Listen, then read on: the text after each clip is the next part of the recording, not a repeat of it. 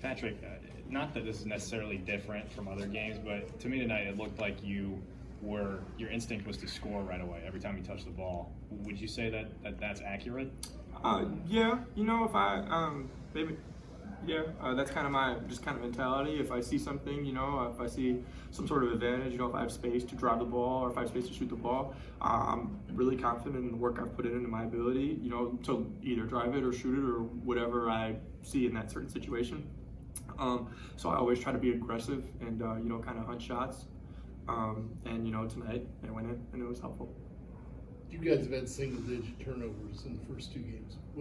What's working right now that's cutting that number down? I think, if you even just kind of the way we play, my whole career here, and I think traditionally for our teams, if we don't turn the ball over very much. That's something we pride ourselves on because you can't get a shot when you turn the ball over.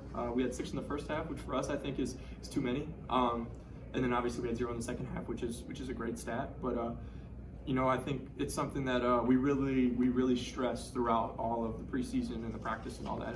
Guys, we don't turn the ball over. Obviously, that you're not gonna finish a game with 0 turnovers. That's not possible. But we always want to keep that number low and always get a shot up every time. What has just stood out to you the first 2 games? Just where do you think you guys are at? I think we're in a good spot. I like our team. We have a lot of weapons. We can go a lot of different ways. I think especially tonight, those guys were good. And I think we gotta be able to keep locking in on the defensive end. I think we've held them both under 70 or right around there, and I think that's a good number for us. And we got to keep it pushing and stay aggressive and be balanced and move and share the ball.